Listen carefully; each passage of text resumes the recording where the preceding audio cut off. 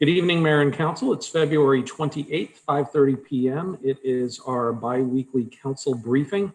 We have a handful of items for you tonight. The first thing that we're going to do is have a presentation from the city clerk's office regarding campaign finance reporting changes, specifically some new technology that we will be deploying. And with that, I will turn it over to Clerk Sherry Gosselin. Good evening, Council. I was trying to see, I might need Jacob's help. Never mind. I found it. Hold on just a second. I want to share my screen with you.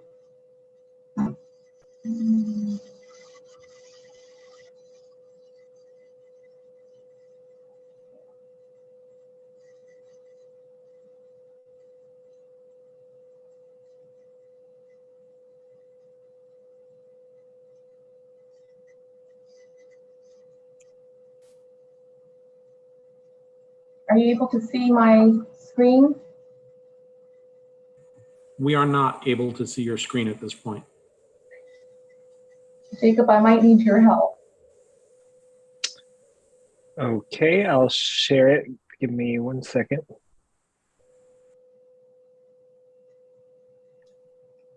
Just justify my statement I made about Jacob earlier.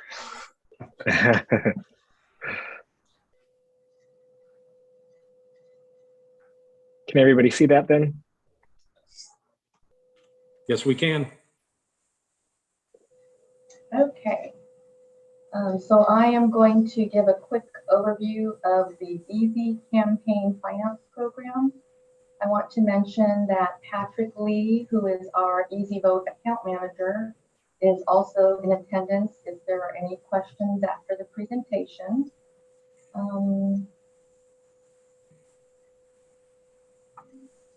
Jacob, do you need to switch the screen for me?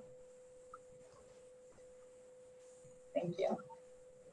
The Easy Campaign Finance Program has 3 parts: a web portal for candidates and officials. This is where a candidate would set up their online profile and file their financial reports electronically. There is an application for staff to manage the filings, and there is a web portal for the public, which is providing transparency for the public of the report filings. Next slide, please, Jacob. On the right-hand side, this is what the Jacksonville Beach portal looks like. This is the homepage. All the candidates running for an elected office will be listed on the homepage. Right now, since we haven't launched the program yet, you're just seeing the test candidate names that we were using for training. The next slide, please, Jacob. This is the candidate view. It has a secure filer profile. So when a candidate sets up their profile, they will be able to upload a photo and add contact information for the public to view. There is also a form wizard to help guide the candidate through completing the forms. Next slide, please, Jacob. This is what the candidate will see on their portal side. You can see some of the forms have wizards and some don't. Some forms are available to be downloaded to complete, and then you would upload them to file the form. The candidate can review or edit the reports before submitting them. They can also import or export files. There is a notification at the bottom of the profile page, a little green circle there that shows how many days are left before the next filing is due. Candidates can add other account managers to assist them with filing. This would be someone like the campaign treasurer or an accountant. Candidates will also be able to electronically sign their reports.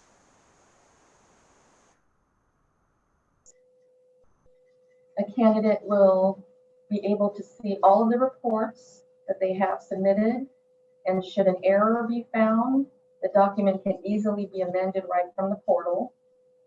Both the original report and the amended report would be on file. There's also a tab where candidates can view the filing schedule, and an email reminder will also be sent out letting the candidate know of the next due date. If the candidate sets up a campaign treasurer or accountant or someone else as an account manager, that person will have their own separate login, but both the candidate and the account manager will be able to file the reports or make changes to the candidate's profile. And you can see in the upper right-hand corner, the candidate is not the person logged in right now on this screen. It's somebody named Aubrey who is listed as an account manager, and Aubrey can file and amend reports under the candidate they are associated with. In this case, it's Doris Hildreth. And notifications will be sent if fines are due for filing late reports, and also emails reminding them of the next filing period.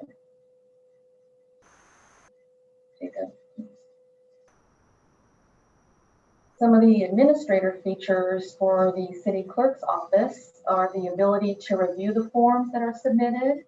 We can accept or reject a form based on its completeness and compliance. We can notify the candidate if they need to amend a form. We can attach documents to the candidate's profiles, such as their qualifying documents. And again, the benefit of automated communication and notification with the candidates. And another huge benefit for candidates for filing their reports electronically is that, and you can see right in the middle of the form here, report is date and time stamped when it is submitted. So instead of trying to make it into City Hall during business hours to drop off your report at the city clerk's office, this will allow candidates to submit their forms up to 11:59 p.m. on the date it is due. There will still be the option to turn in paper copies of the reports to the clerk's office if you so want to do that. However, we are hoping this online portal will be the preferred method of filing reports used by candidates moving forward.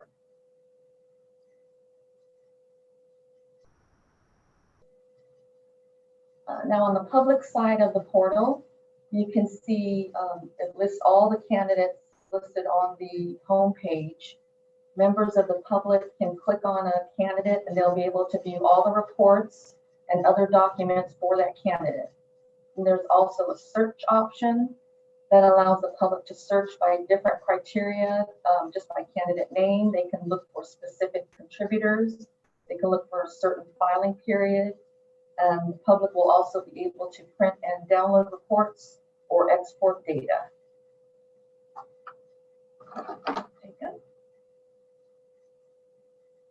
And that's really just a quick overview. We will be using the Easy Campaign Finance portal starting with the upcoming 2022 municipal election. We are working to get everything up and running soon on the website. I want to say that we're excited to offer this electronic online campaign finance portal for both the candidates and the public. And it is a new program for the city clerk's office as well. So we will do our best to work with the candidates to get them started. It's going to be a new process for everybody. And that's really all I had from the presentation. If anybody has any questions, I'm available, or Patrick with Easy Vote is available for questions.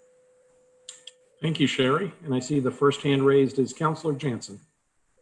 Quick question for you. Does the software have an ability to create the financials electronically within the software? Or are we still creating a PDF on our own computers or writing them by hand and uploading them? If you use the wizard, the form wizard, it lets you do it right through the program. Excellent. Well, this was long overdue, and I think this is fantastic, by the way. So we're catching up to Jacksonville. I think this is much needed, and thank you for putting forth the effort on this. Councilor Dumont. Thank you. With regard to exporting the data, it can be exported into a Excel, a spreadsheet type form. I believe so. I don't know. I actually do not see Patrick's name on here anymore. Sherry, I'm here. Oh, okay. So, yeah, the search results, the search function in our system will pull from content that's completed electronically. We're not doing OCR text recognition on hand filled out forms. So if you complete it using the document wizards, which is kind of like a light version of TurboTax, if you will, guides you through all the different steps to complete the form, the document, and you can then search on those results, money in, money out, so contributions or expenditures. The search results are then exported to a CSV file, so you can directly pull that. And so, you know, older forms can be uploaded and presented on the public piece underneath each candidate or committee or whatever. We have other customers that use like PACs and stuff or parties that also submit. But the big thing is that, again, that specific search function is for electronically completed forms, being able to look for contributors and expenditures. All right, so that's only when it's put in electronically. You can put it out, pull it out. Yes. Okay, and then when you export it, can you export all records of a candidate, or do you have to export them individually? It's based on what you've searched, whatever criteria you've searched on, whether it's Let's say by donations. candidate. Who's contributed to a campaign? Yeah, if you search, you know, for that candidate for any contributions they've received, then yes, you'd be able to extract all of that. All right, in one search, you need to do them all. One search. Okay, great. Thank you. Yep. Councilor Nichols.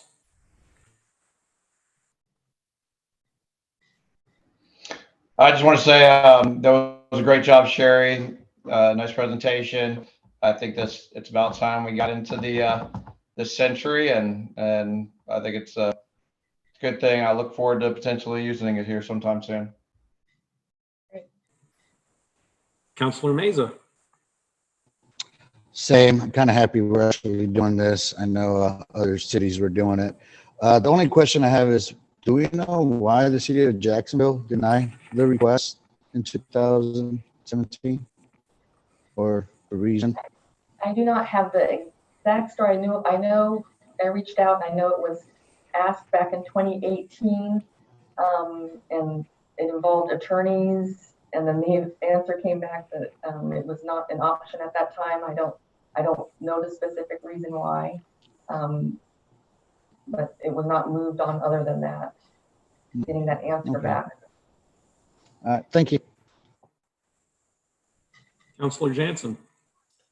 Just Patrick or Sherry, to follow up with my previous question. So when you file electronically in 1 month, the balances carry over to the next month, the preceding month, and then so on and so forth, all the way through the life of the campaign.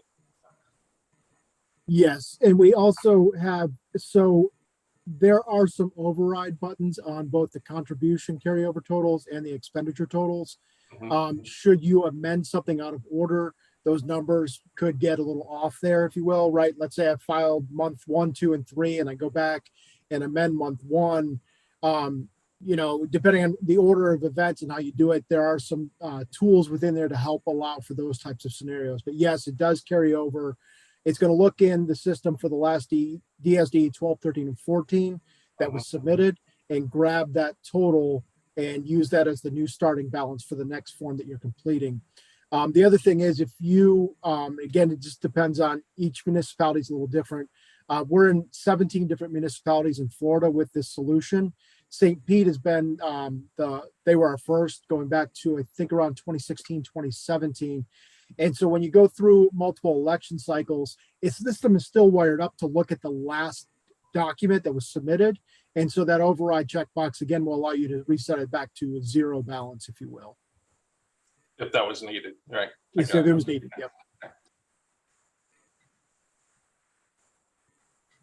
Okay, well, seeing no more questions on this topic, thank you, Sherry, and thank you, Patrick. We look forward to using this technology in our upcoming election. And speaking of elections, our next topic is with regards to the redistricting based on the 2020 census. Let me say hi to, thank you to Sherry and Patrick before they jump off. So thank you very much for this. You're welcome. Thank you Now all. we'll kick Yep. And now we'll kick it over to Christian Popoli, our senior planner, who will present you with the data analysis performed by Planning and Development and some options for consideration by council to move forward. Christian, it's yours. All right. Good evening, everybody. As I mentioned in the memo to you guys, every 10 years, we're required to look at the voting districts for the city. It's tied to the annual, or the 10-year census. We took the existing boundaries and the new census data and kind of used that as a starting point to explore the changes in population, how those were distributed through the existing districts. In previous iterations of the census, there are certain types of data that's considered sensitive, and the census used to require that to be restricted and one person had access to it for each city. In this version of the census, what they've done is they've simply made that data a little bit less precise. And so they released some best practices guidelines that discussed how we should use their data and how precise it would be and sort of what types of blocks of data we should use. Census data is broken into 3 typical discrete sections that apply to municipalities. Those are census tracts, block groups, and blocks. The smaller the block of data, the less accurate it is. So tracts are the recommended block of data. However, there's a typo in the memo, by the way, I apologize. Jacksonville is made up of 7 tracts, and these are large groups that are really more applicable to congressional districts or state representative districts. So in our approach, we went to the next largest group for most of the analysis, which is the block group. And then for delineating the boundaries of the existing districts, we had to drill down into the actual blocks, which are in most cases literally the city blocks themselves, which are, again, the least accurate, but for general population data are acceptably accurate based on the best practices. You had 3 proposals in the packet. The first one was based on the existing boundaries. And then we came up with 2 additional proposals. One, based on some comments that we had gotten, that there was some desire to try and have more straight linear boundaries, which is proposal 2. And then proposal 3 was an attempt to, as best as possible, replicate the existing district boundaries using block groups instead of blocks, which, again, because of their size and shape, doesn't work as well. And then we've provided the breakdown of the population, general population, into those 3 proposals. The information in those tables basically show that we have stuck within the general limitations that are established, again, as best practices of keeping each district within 10 to 11% of each other, except for proposal 2, there's a 12% variant between the top and the largest and the smallest district. But that, again, is based on trying to balance all these differences for accuracy versus boundaries. So those are the 3 options we came up with.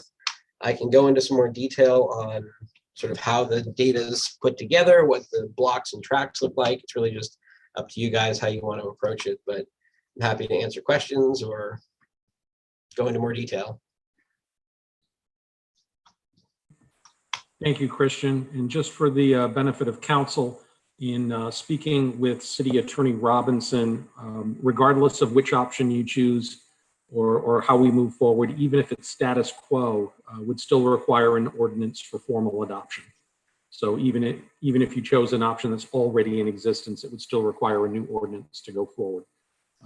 So with that, we'll get into some questions or comments. The first is Councilmember Jansen. So when I was reviewing this, I do like, I like 2 options here. I like option 1, keeping it as is.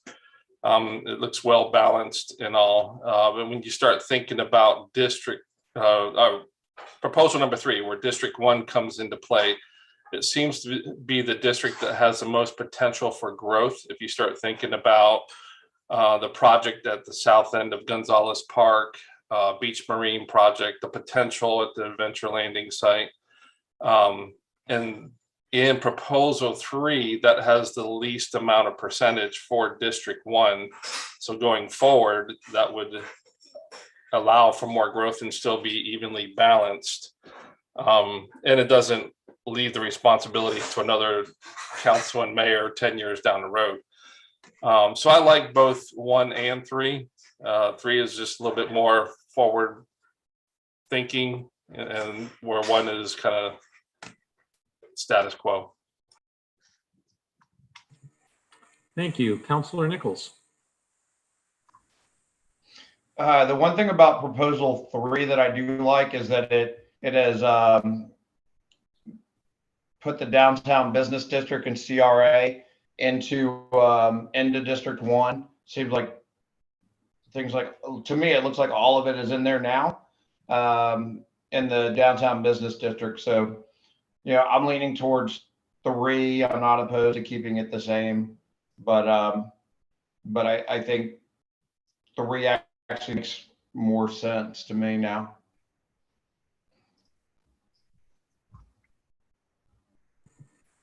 Thank you. Councilor Meza. I like proposal 1, staying the same, and same with proposal 3. I think Dan brought up a good point that in the near future, depending on the projects that we have here in District 1, I think it'll balance everything out. So I'm good with 1 and proposal 3. Councilor Golding.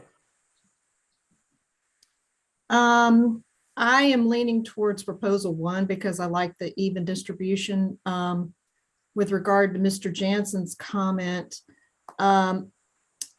if we were to go with proposal 3, the beach marine development would be in District 3, not District 1, which I believe you were saying that number 3 gives some room for growth in District 1.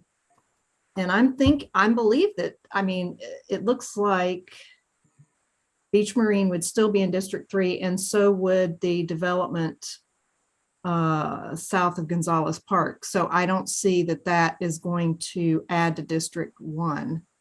So I personally like the status quo, again, like I said, because it seems to have a pretty good balance to it. Thank you. Any other council members want to weigh in with thoughts?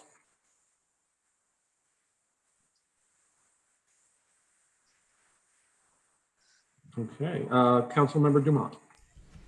Thank you. I like the numbers and the balance in 1. 2 is too off. And then 3, I understand the arguments for it, but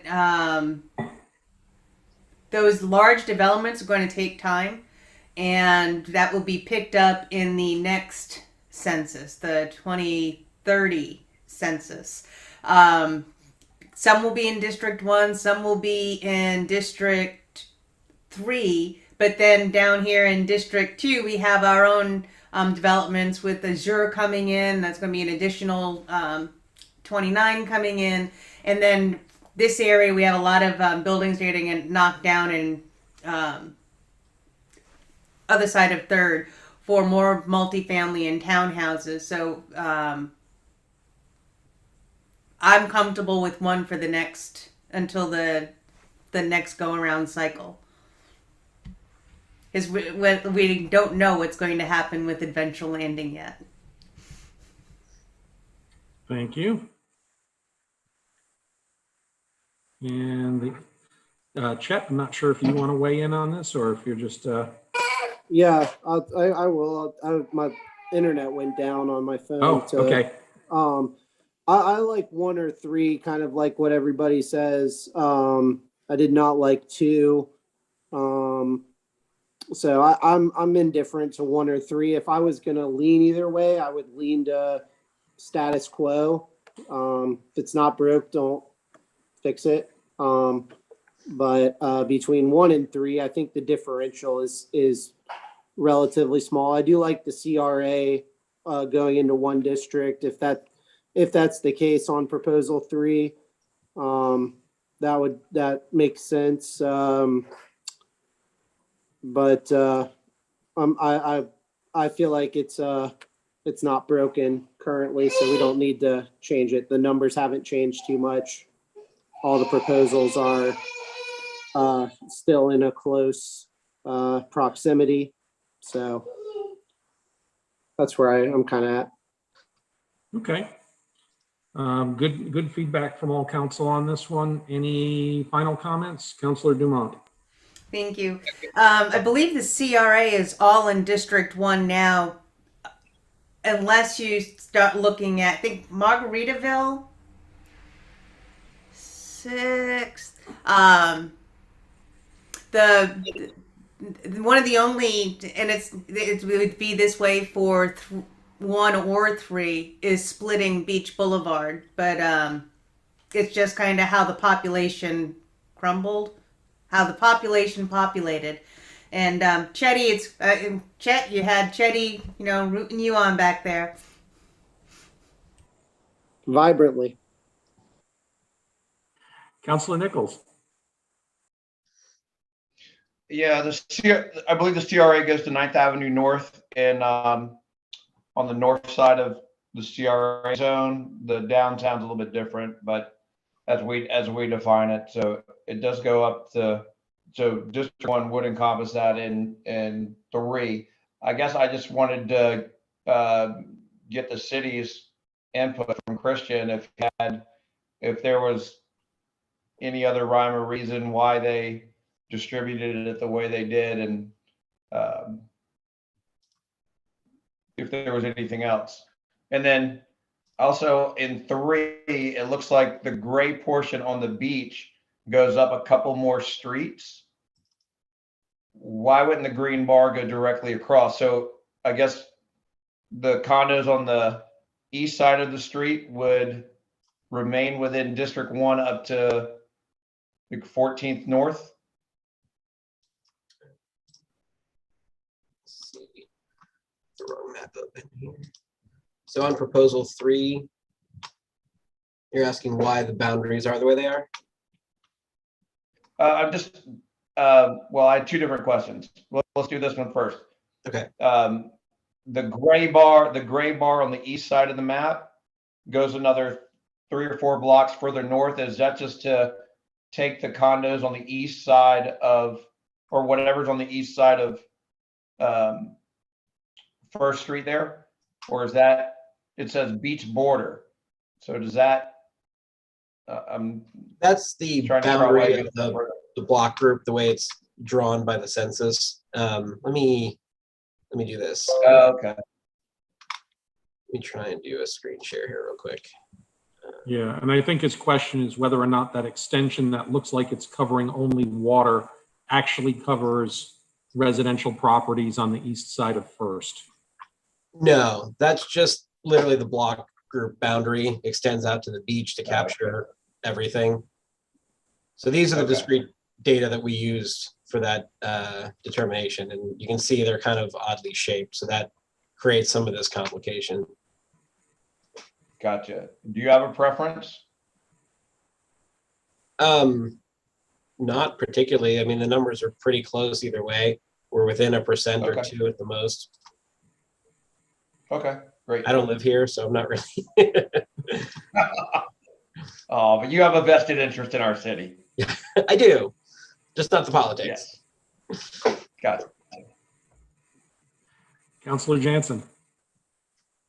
Just wanted to say real quick that I didn't consider the CRA portion of it, but I think that makes good sense as well. I like that about 3.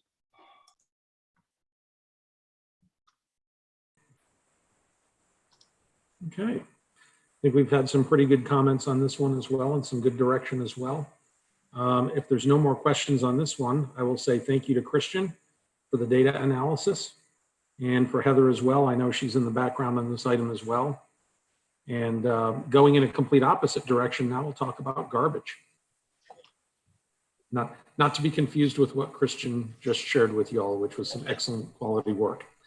You may recall that a few months ago, when I say a few months ago, several months ago, Director Barron of Public Works came in front of you and talked to you about conversations we'd been having with waste management.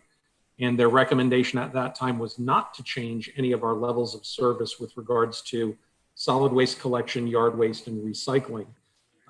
You had also asked that he come back and provide an update to see how the service was changing, hopefully for the better moving forward, and also to do a little bit of analysis in terms of what it might take for the city to get into the solid waste collection and hauling business for our municipality. So with that, I will turn it over to Dennis. All right, can you hear me? Everybody? All right, sorry, I'm on some headphones I'm not used to using, so I want to make sure you can hear me. I included a couple of graph bar summaries in the agenda memo to kind of give you a point of reference from where we were at in early October when we were having these discussions. Obviously the top one is the number of liquidated damages, and the second chart was the number of requests and trackees, which is the tracking program we use. When somebody says their garbage wasn't picked up, we put that in, then they have a certain amount of time clock to be able to get that collection rectified and straightened out. So both of those bar graphs kind of show you that since October, service has improved, at least as far as the statistics and the numbers go. As far as the telephone calls, they have also begun to, or I should say, they have slowed down considerably since what we were having in October. And since I'm not getting emails from most of you on the call, I'm assuming your calls have also diminished because I'm not getting 10 to 12 calls or emails a week about particular locations. So that's kind of the preface of this. So what we kind of have is we have two separate options in front of you, which would be, of course, obviously continue with an RFP to move forward for our contract that will be ending in February of 2023. And then, of course, the option of taking solid waste in-house. So the document that was connected or attached to the memo kind of has the summary of comparison of the solid waste in-house analysis. And I have to tip my hat to finance. We began our conversation with the middle section, number 2, which is kind of the requests that Public Works thought we were going to need to put in place for vehicles and staffing. And then that ultimately come out to a very huge undertaking on behalf of Ashley and her department to be able to put together a lot of extra work to come up with the analysis. So I kind of want to review a few of the assumptions, and then I want to kind of review what the data shows and then give you an opportunity for some input or some requests. So some of the assumptions we made for sure was we were not changing the level of service whatsoever. We have to be able to compare apples to apples. We have to be able to compare what we're doing now to what would the intent be of the city moving forward.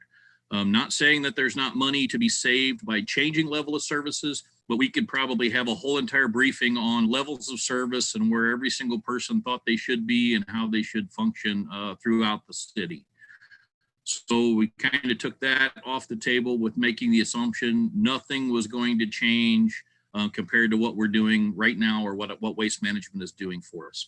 The second assumption was the city intended to only issue debt once. That means we were going to borrow a pile of money. We were going to purchase a bunch of trucks, get everything ready to roll. We were going to pay that debt service forward for the next 10 years to pay off for all those equipment needs that we had to begin this process.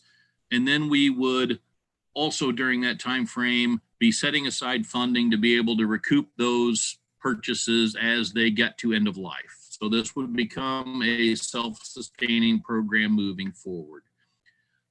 So that covers the next couple of assumptions. And we also understand that the lead times on most of these vehicles are almost a year, which puts us, here we are on the cusp of March 1st with a contract that would end almost exactly a year from now. So we are at that decision-making time that says if this is the direction we need to go, we're going to need the thumbs up to kind of begin this process to be able to get everything in a roll, to be able to get everything going. And there was a couple of unknowns that we had to kind of throw in here, and I caveat that because one of those which includes recycling. Currently, recycling has no cost to us because of our no tipping fee agreement. However, if we're in the business of recycling, we now have to secure our own content to be able to dispose of recycling, however that be, to take it to one of the recycling centers and be able to get it sorted and get it moved on. So we have made some assumptions on some costs throughout this entire process.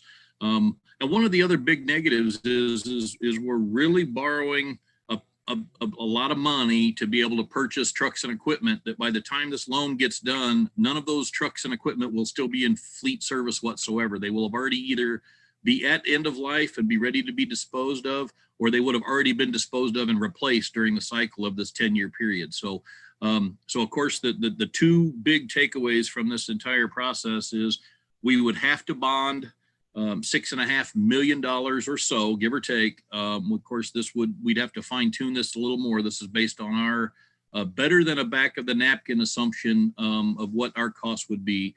We would have to begin by the agreement to bond roughly $6.5 million to get started. We would be increasing our staff by approximately 19 individuals to be able to run this department. And then ultimately, the garbage rates as they are today would have to be increased by 38% to continue to fund this program going forward, just as we have it laid out. So I didn't bore you with the ginormous spreadsheet that attached this because Ashley did a fantastic job. But let me just say in 11 by 17, the numbers are so small, you can't see really what they say in all of them. But we have tried to figure out every single possible expense to this program to account for it up front. And that kind of began from the rough end saying, hey, we want to start with this many drivers and this much stuff to go. And a couple of cutting edge things that kind of aren't included in this. Well, we had to take a stab at training. The federal government has put some new rules in place as of the beginning of February to where every CDL driver now must attend a CDL truck driving school to be able to get their CDL. So the minute we open this up and start beginning to hire, if we plan on training CDL drivers, we automatically have to send them to a 4-week class to become a truck driver before we can even put them in a garbage truck. And so we made some assumptions on wages as to what it was going to take to put people in these seats and obviously keep them in their seats so that we don't have to be worried about becoming the mechanism that churns drivers for other facilities to be able to use or capitalize on to keep this going. So I don't know if you have any questions on the assumptions, any questions on any of the individual assumptions made or anything else, but I'd be more than happy to answer any and all questions. Thank you, Dennis. And we'll start with Councilor Jansen. No questions, Dennis. Good job, by the way. I have not been a fan of bringing it in-house from the very start. I like the private enterprise handling our waste collection. To your point, the complaints have gone way down. I haven't gotten an email or a call on it in quite some time. So I think they're improving. I like that the responsibility lies on the private sector instead of the city as well. So I say we move forward with what we have until 2023. Thank you, Mr. Councilor Meza. I agree with Councilmember Dan Jansen. I think this program will be beneficial later on, maybe. I just can't see myself supporting us and getting ourselves into a debt and paying it off in 10 years and these vehicles will be long gone. So for me, I'd rather stick with what we have right now. This is really great, but unfortunately, I just don't feel it's the right thing right now for me, at least. Councilor Golden. Thank you, Dennis and Ashley, for the obvious amount of work that was put into this. I feel really comfortable with the information that you guys put together. I feel like it's a very sound analysis. And I agree with my colleagues that have spoken so far that that to bring this in-house is not the thing we need to do at this point. But I do have a question. You probably expect, though, when we do an RFP, that we will see an increase though. Is that correct? And if so, I mean, I know we don't want to do we have any thoughts on what that might look like? My crystal ball is currently broken, so I don't know that I have a good answer for that question. However, I think I included in my memo what Atlantic Beach had just seen when they have done an RFP. And actually their proposals were higher than the number they actually settled on. Their RFP let them narrow it down to a particular vendor, and then they proceeded with negotiations from there. And I think theirs was around a 21% increase in residential garbage. So yes, I do believe we're probably going to see an increase, and we're going to have to either determine how we manage that increase and whether that's through an alternate and service level change to be able to keep the cost the same, or whether we're going to have an increase in costs simply due to keep everything the same. You're going to have to be willing to pay for what you get as far as the premium service that we get on our beach. And I think the other thing to keep in mind with that piece of it is, whatever I was going to say just lost me. I'm sorry. I don't remember where I was going to go with that next conversation. I had something. Don't feel bad, Dennis. That actually makes me feel good because I've had that happen to me before. But if you think of it, you can throw it out. But yes, ma'am. But no, I agree with everyone so far that I think that we need to go ahead and put out the RFP, and then I think we'll have to look at how we approach that, that next step as to, do we change service? Do we increase the rates, whatever? So thank you, Dennis and Ashley both. Thank you very much. Okay, so I did remember what I was going to say. Look at that, it came back to me. In conversations with Ashley, I know there's some concerns when you start looking at our solid waste enterprise fund when you get into the outlying years. So, even if the RFP comes in and there's not an increase in cost at all, that doesn't mean we still won't see some minor increase to be included at some point in time to be able to assure that our reserves in the solid waste enterprise fund don't, of course, dip below the required levels that we're expecting. And I think we see that currently when you get out after 5 years plus. So I don't know exactly what that'll take to do, but some of that's going to depend on the new rates. And then, of course, the new minimums that are put in play as far as fund balance performance, so that we know that what we need to keep in there, especially for hurricane damages and whatnot, that we have to pay up front and then get reimbursed back after the fact. So there's some key analysis piece that comes into there, which we can talk about once we get a little farther along in the RFP process. Councilor Dumont. Thank you. Like others have mentioned, Dennis and Ashley, you've done a great job. Ashley, I appreciate a full cost analysis, and you did a great job with it. I asked that we have good information to be able to make this decision. This is good information, but I hope the public is aware that even though it looks like we're not going to bring it in-house, which is a good decision looking at the 6.5 roughly million that we'd have to bond, prices are going to go up because of the markets and the demands and what people are going to pay. So while, yes, that we would have had the 6.5 bond along with a possible or most likely a trash fee increase, we can't guarantee that there wouldn't be an increase in the future, in the relatively near future, because of how much solid waste is starting to cost.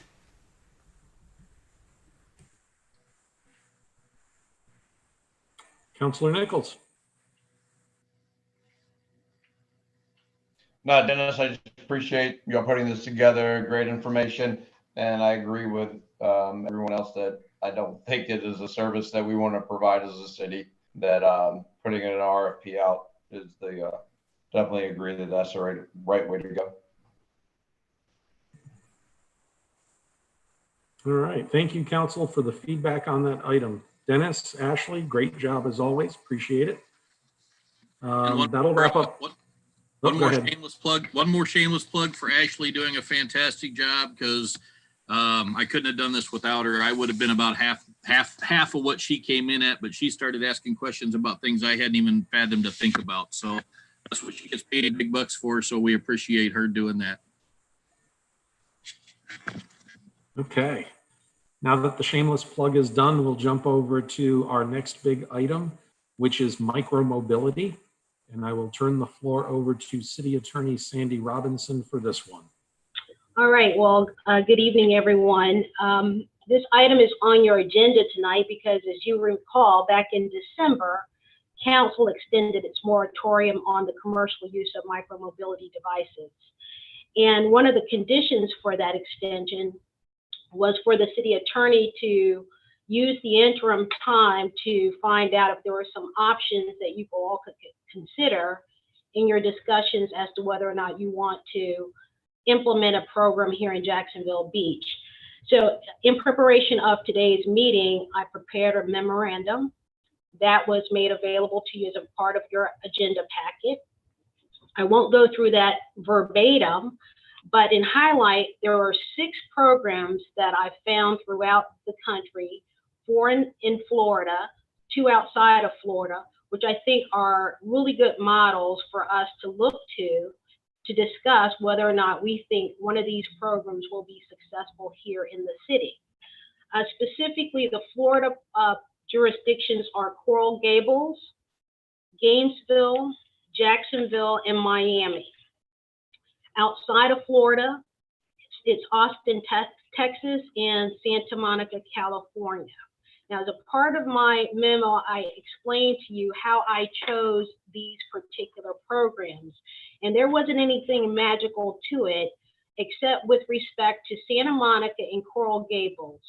Santa Monica is the oldest program in the United States. It's considered the best or one of the best programs in the United States. So I thought it was very important for us to have that as a model to consider. Similarly, Coral Gables is the oldest program in Florida. And for that reason, I looked to Coral Gables and set that out to be considered as well. With respect to the other programs, there were different criteria used. Those were articulated in the memo. And what I'd like to say is there are, among these programs, I think there is generally a reputation of those programs being active. Most of them are considered successful to some degree. And again, I think it was important for us to have available to us options that were both active and successful. There was on page 1 a reference to 7 programs being highlighted. Initially, I wanted to include Fort Lauderdale after having spoken to a representative from their transportation program. I decided to take that out of the mix once he told me that they were on quote unquote pause and had been on pause since 2020. Again, being active was one of those things that I thought was important for council to have before it. So with respect to those programs, the general attributes that they all share are these. First of all of those programs have what I would call a comprehensive ordinance that enables their program. I contrasted that with our ordinance, which if we were trying to regulate from what we have paused here in our city, I would say that the differences are very significant because our ordinance appears to be primarily intended to cover the regulation of human-powered bicycles. And to the extent that micromobility devices are brought into the mix, it's brought into the mix fairly generally and not with many specifics. These successful programs, and I'll just call them that for this purpose, our discussion, the successful programs are very specific about not only how the vendors operate within the locality, but also the expectations of the users. So I think it would do us well to look to those particular factors in our consideration. And another attribute that these successful programs share is their commitment to educating the public. Now, I've called it educating the public throughout the memoranda, but if you go through the ordinances that were attached to the memo, it's educating the users, basically. The consumers before or at the time of use are required to have certain information, specifically how to use the device, where to use the device, where to park the device, etc. The education piece was identified by almost every locality as being the primary reason that there was a reduction in the complaints from the first year to the subsequent years. And so, and it can take a number of forms, and it can be as comprehensive or detailed as you want, but I've referenced a little video clip that the city of Austin makes available to users on their website. But it's actually beneficial to someone who's just perusing, just trying to figure out, what the program is all about. It's less than a minute and a half. It quickly runs through the main things that you're supposed to know. And it's so informative in its brevity that it's likely more successful than a lot more comprehensive information that could have been given out in another medium. As I said, I didn't want to go through all of the details of the memo. I'm happy to answer any questions if you have them, explain anything that was unclear in the memoranda, and then to find out what directions you want me to take, if any at all.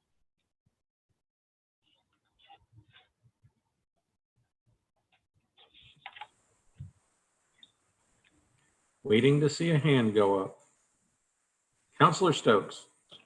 Who would have guessed it would be my hand on micromobility? Sandy, I just want to thank you for this presentation. When we first started talking about it, I felt like we were leaving a lot of stones left unturned, and I really enjoyed reading what you put together. I thought you did a really in-depth analysis on it, I think that the program is worth considering based on what you put together. You mentioned the relative success. There are going to be complaints, but I think that with any change or new service, there are definitely complaints, and that as the program goes on, it will continue to get better. I think that you mentioned that the comprehensive ordinance, I think, was very important, and that what we originally put together wasn't complete enough. And so I have a lot of faith that you and us as a council can put together a very comprehensive ordinance that will make this a successful program. And I think it's definitely worth considering, and I think it would be a great benefit for both visitors and our residents to go around the beach. I consider us Santa Monica is a great play on Jack's Beach coastal community, and so I like that one, and it just so happens they have the longest program. So thank you very much, Sandy. I hope that we can move forward, but I support this, and I hope that we can find a way to make it positive for everybody. Counselor Golding. Thank you, Mike, and thank you, Sandy. I echo Mr. Stokes' comments as far as the work that you did on this. I think you provided a lot of really great information. I do have a question. Can you tell us why Fort Lauderdale has paused their program? Well, what the rep told me, again, it was someone out of the transportation department that worked very closely with this program. Shortly after, well, let me rephrase that. About the time they were reconsidering how they would start selecting vendors for the future, we hit the COVID pandemic. And he didn't go into detail as to what was going on prior to that time, but because pretty much a pause was placed on public transportation because people were under stay-at-home orders, etc., they didn't move forward with making any kind of plans relative to choosing vendors going forward. And when I referenced choosing vendors, they were contemplating trying to go to an RFP, and if they were going to go to an RFP, what were the criteria they wanted to publish with respect to their ultimate selection. According to this individual, once that pause was sort of created by this public health emergency, no one felt really pressed to take any meaningful steps to bring that process or those particular issues back to the table for resolution. So at the time we spoke, they were still in this position of trying to decide how they would move forward. And the one thing that was noteworthy about his comment was that staff wasn't really eager for the elected officials to take up the issue again. So it was like, as long as no one brings it up, they were pretty happy with that decision. So that was what was explained to me as reason for the pause. But one of the reasons I reached out to them was not only because it was considered like one of the longer running programs in the state, but they have a really good ordinance. So I think that, and there's nothing in their ordinance now that says it's on pause or there's a moratorium in place or anything like that. So literally it's just a matter of all of the permits have expired. Nothing new has been issued. Everybody's waiting for some future action. Notwithstanding that administrative turn of events, if you look at that ordinance, it's a very well-written ordinance. It's comprehensively written. I think it handles or addresses most of the issues that are articulated as concerns by most programs. And so with respect to utilizing that, I think we could still look to that as either a model within itself or take portions of it to be incorporated in an ordinance here if the decision is to move forward with something more concrete. Are you saying that, now I don't see that we have the Fort Lauderdale ordinance. No, I didn't put it before you. I Okay. read it and I'm just saying it in passing. I really did want to just kind of limit the exposure, if you will, to programs that are active and arguably, again, successful. Okay. So, you know, I'd be willing to move forward with conversations on how we would implement something like this. I do like what you've provided as far as the RFP process. I think that sounds like that would help to address some of the concerns that we had. Some of the other, just a few comments about things that I saw in some of these other ordinances. Of course, I like the fact that they limit the number of vendors, the number of devices, the geofencing, which we had talked about. So it was good to see, you know, Jacksonville's using that. I'd be curious to know what their experience has been with that. And, you know, I saw that they are charging for users that go outside of that geofencing area. And how is that working? The educational plan, yeah, I totally agree. And I think that it's good to see that all these ordinances do have that and they reinforce the need for that. Speed limitations, the requirements to remove the devices, or if there's a, you know, hurricane or severe weather event, you know, that's declared, you know, all of these are things that I definitely think that we want to make sure we include in our ordinance.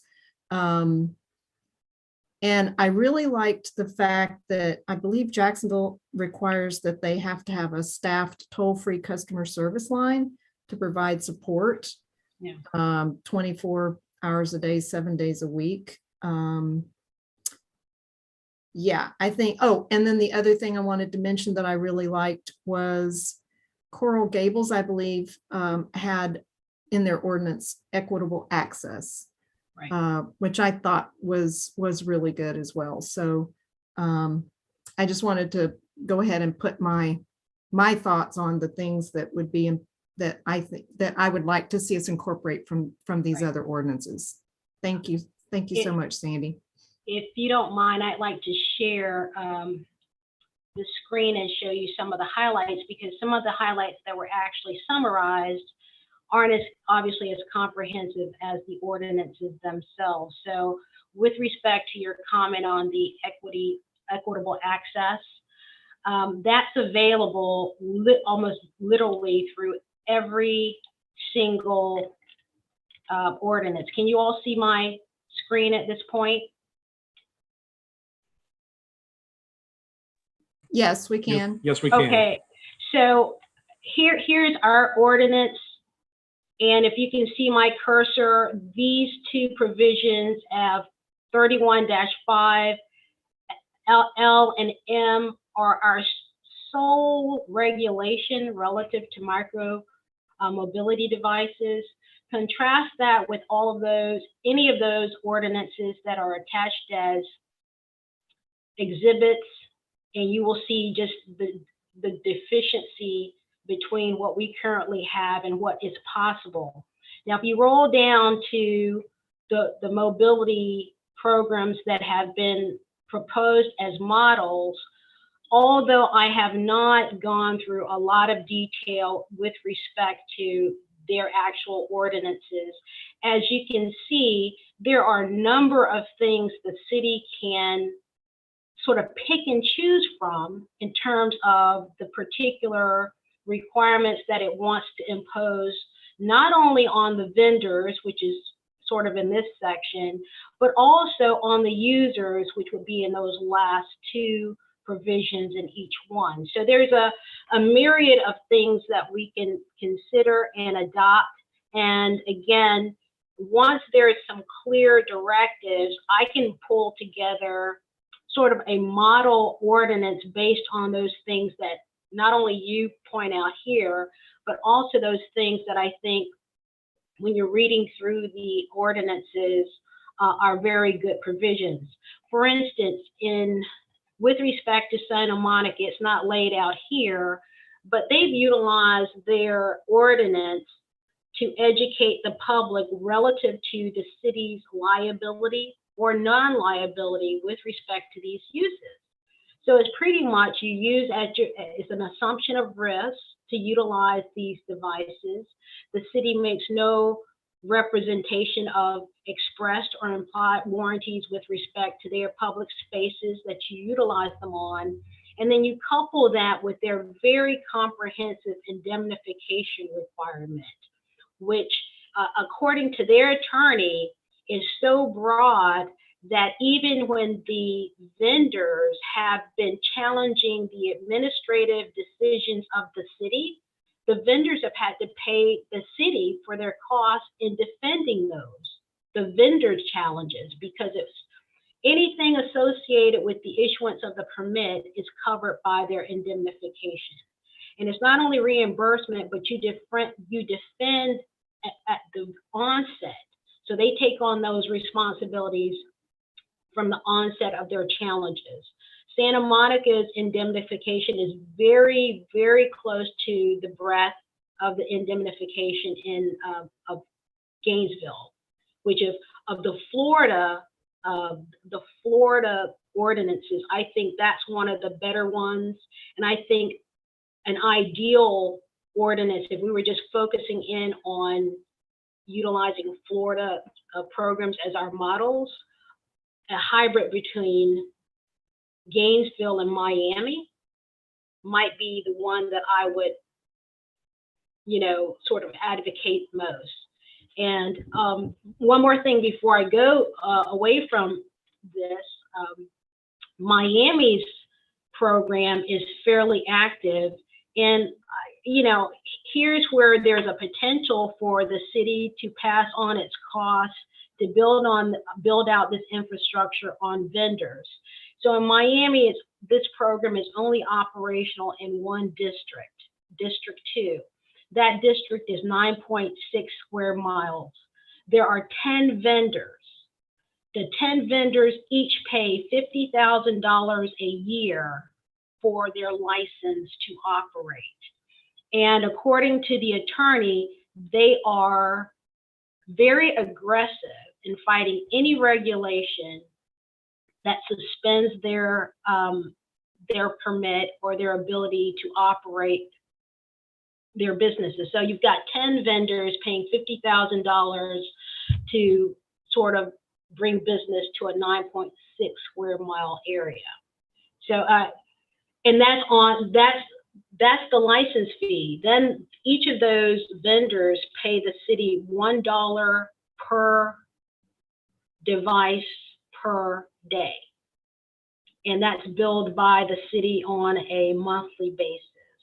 They're utilizing those monies right now, they say, to build out their infrastructure. So to the extent their roadways have space for a bike lane, the bike lanes are being built. Any kind of signs or things of that nature that are necessary to help keep users in areas where they should be and away from areas they should not be, all of those expenses are sourced through these fees that they are taking in. So that's one thing to consider as well. And according to most of the sort of best practice literature out there, if a locality utilizes a licensing process similar to that of Miami, they have a greater opportunity to get a fair market return on making this access available to the marketplace rather than utilizing a permit process where the costs or the fees recovered needs to be in line with the actual cost of the program. So again, I just wanted to highlight that before we move too far away, but all of these, I've tried as best as I could to just vary some of the factors so that you can see how much control you can have over the process with a better and a more comprehensive ordinance. And I think it starts there. And if you decide to use to utilize a pilot program, which all of these programs still call themselves pilot programs, except for Gainesville. As a pilot, you've got the flexibility to keep changing your regulation based on information on the ground. But Gainesville said they never used a pilot program. They did their research, and once there was a decision to move forward, they moved forward with a permanent program, and they think it's a very good one. Thank you. Thank you, Sandy. I really appreciate the added comments and your thoughts as well about the hybrid between Miami and Gainesville, as well as what Miami has been doing, and with the fees and the licensing and all of that. I think that's really, really good information for us to have, and I definitely support a pilot program so that we can revise this as needed and try to improve upon it as we go along. So again, thank you so much. This is really great information. Thank you. Councilor Jansen. Yeah, so a few things come to mind here for me. First off, thank you, Sandy. That's a good comprehensive work there that you've provided. One, we kind of got to look behind the curtain with Jacksonville since we put a moratorium in place. And what I see from Jacksonville is when I go down there, I see a lot of scooters that are laying around that probably shouldn't be in the locations that they are in the right of way and what have you. And I'm not a big fan of that. But that's not to say it can't be corrected or we can't address that ahead of time. Looking at Gainesville, so I've seen Jacksonville and Gainesville. I've seen those firsthand. Gainesville seems to be a whole different animal, if you will, or a bird of a different feather, because that's a college town and they have a lot of parking stations there, and they seem to use those aggressively, and you don't see a whole lot of the loose scooters just laying here and there and everywhere. And I think the college students tend to be a little bit more responsible with their scooters, because they got a destination they got to get to on time, and so it's a mode of transportation for them. That being said, I'm not saying that we shouldn't move forward. I think that if we do move forward, we should have a pilot program in place. I think it was easier for Gainesville not to have one, but I would like to see a pilot program in place just in case we run into some issues. Number one. Number two, obviously an ordinance would come before us, but I'd like to have some time to review an ordinance and what that looked like and how it was written. The idea of pirating from all of these cities to come up with the perfect ordinance is a great idea. That way we can address most of the issues that will be coming before us. The indemnification for vendors, I think that's a huge thing for me. I want to make sure that the responsibility is falling on these vendors as to, are these scooters laying around? Are they going outside the geofence? Are they riding in the roadway? All the things that come, all the legalities that come with it. So we need to shift, most of that responsibility and liability over to them and not to the city. So that's a big thing for me up front. But of course, I come from a law enforcement background, so that's going to ride heavily with me.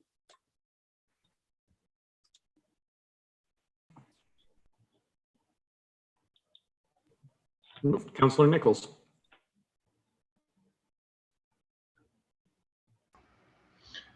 Well, I'm a little torn because I actually like writing these, and I will occasionally, and I've done it in other countries, but I just have a really, really hard time with this for a couple of reasons. First of all, no matter the indemnification, the city's going to get sued. If there's any sidewalks or if there's obstacles in the road that are out of specification, city's going to get sued. And our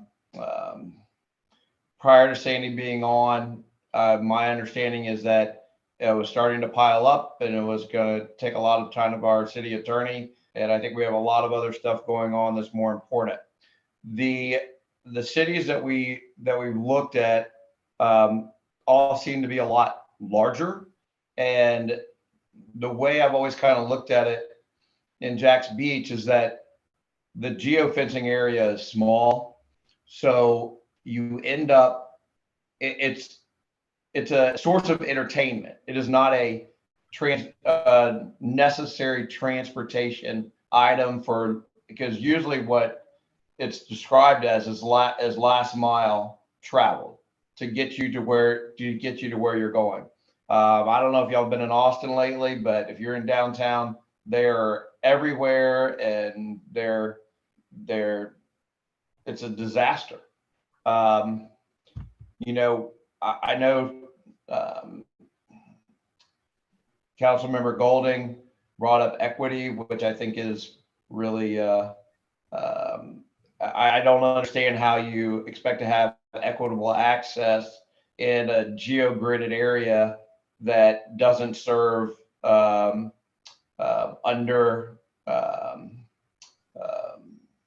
lower economic areas. I don't understand what an equitable consideration for this program would be with us.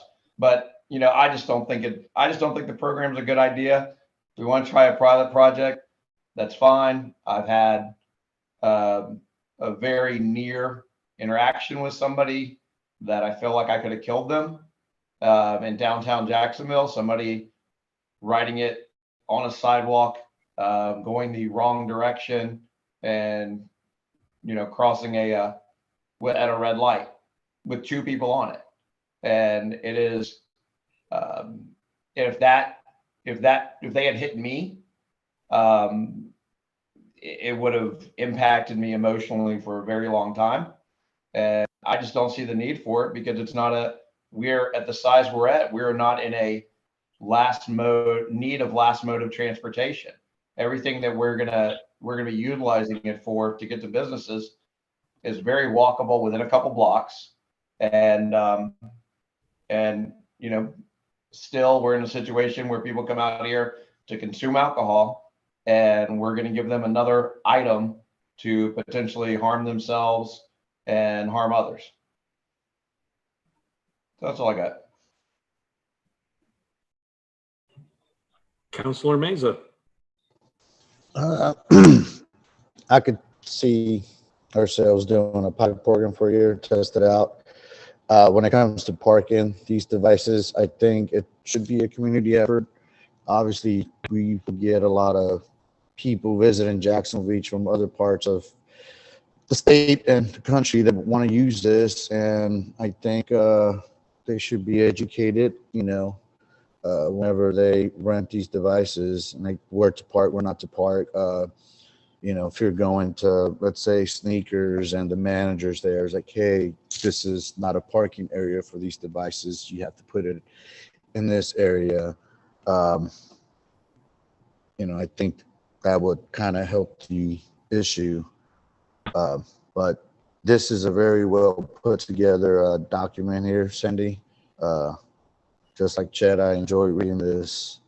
So, and ordinance that will benefit Jack's Beach would definitely be a plus, and I would like to see it when it's done and see if we could take it from there. All right, thank you. Councilor Dumont. Thank you. I agree with Corey. I don't see the need for these in our, how we discussed it before was just in that downtown area. And then there was the question, well, what about the other side of Third? Because you're only taking care of one side of Third and not the other, and the businesses on the other side would be losing out. I'm not opposed to looking deeper into what a good ordinance for us would be, the hybrid between Gainesville and Miami or something like that. So there are some benefits. I liked hearing what Miami was doing and how they're able to use that money for public infrastructure, specifically bike paths, because we happen to want to put a lot of bike paths.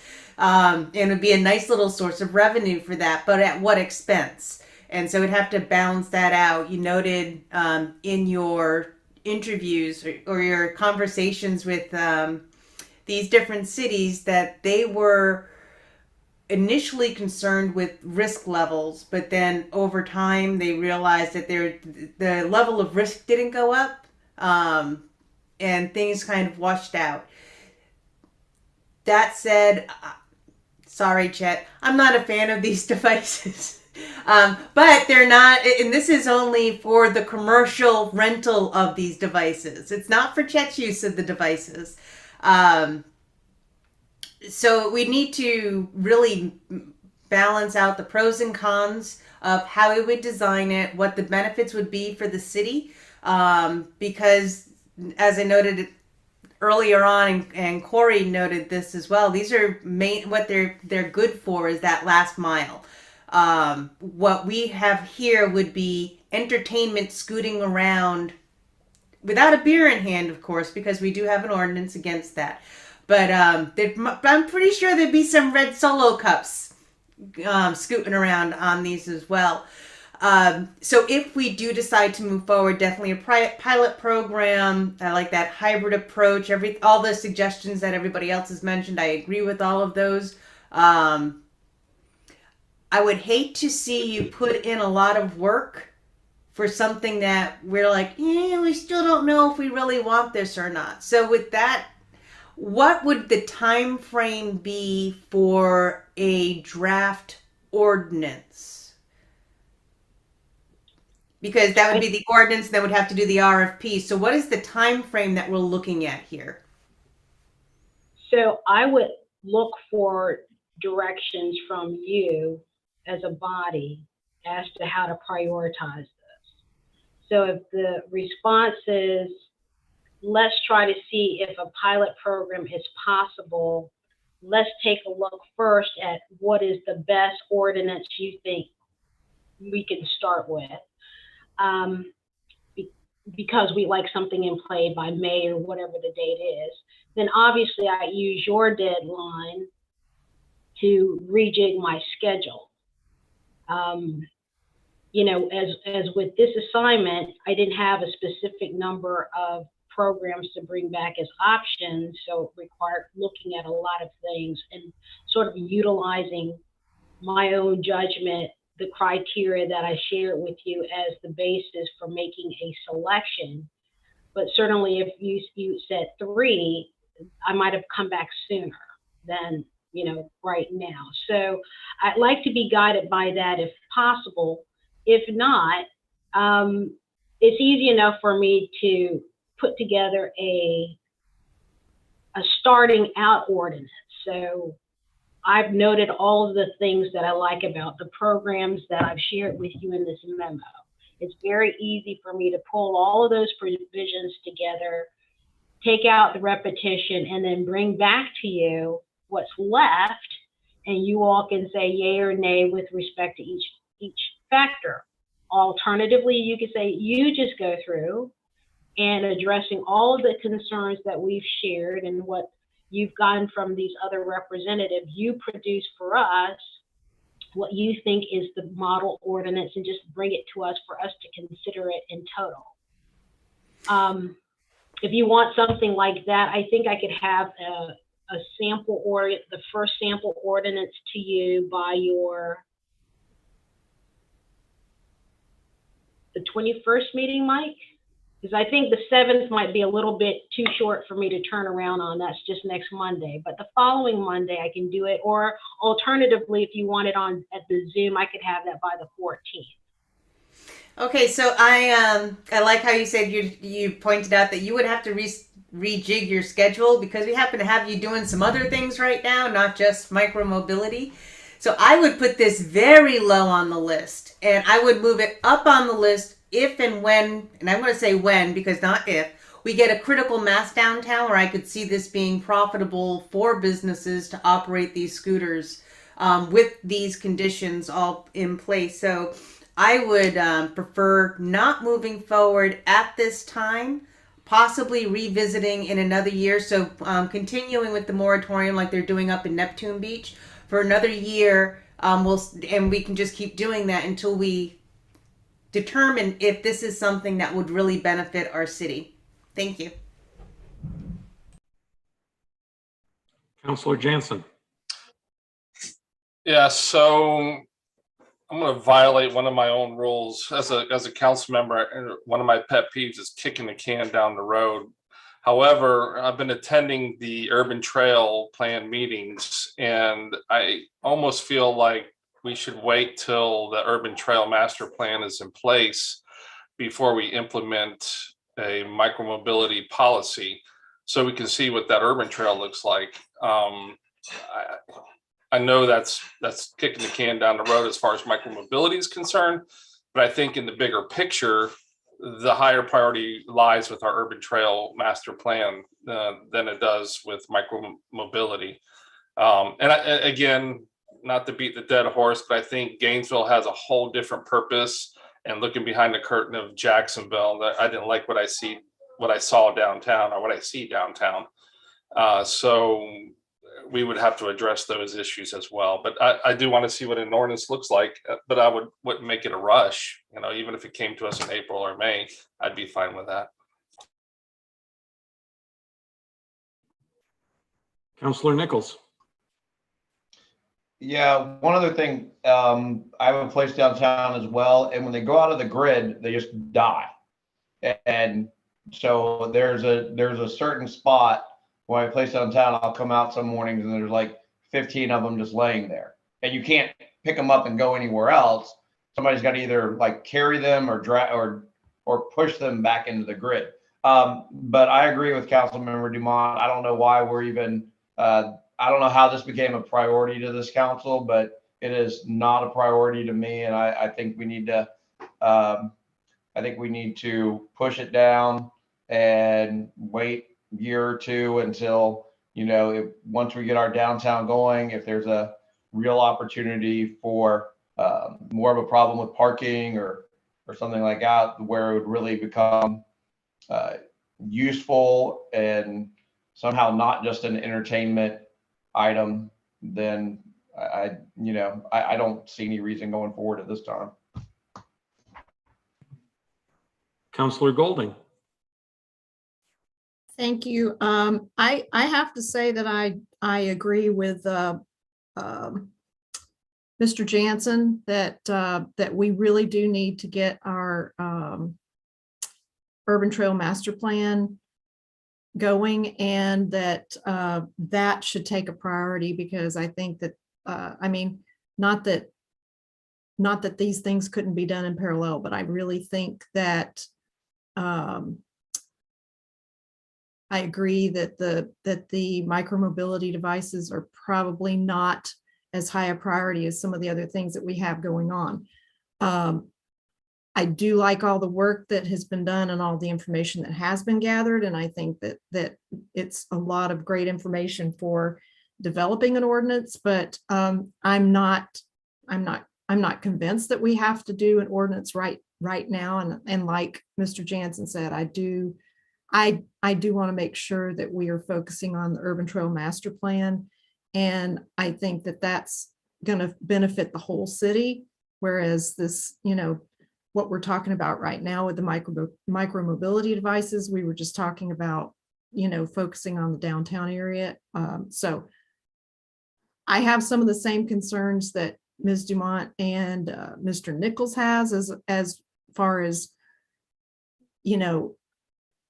managing the safety of these devices in our community, and making sure that that they're not just strewn all over the place, because I have seen that in other cities as well. So again, I will just say that I don't feel that we have to move forward with this at this time. But I do feel that there's a lot of really good information here for when we are ready to move forward with it. Councilor Meza. Yeah, I have conflicting. So I agree with everyone, and I understand where everyone's coming from. I do agree that we've had this moratorium for a year now, maybe a little bit over a year. I just don't want to put it on the back burner. Obviously, we have other priorities.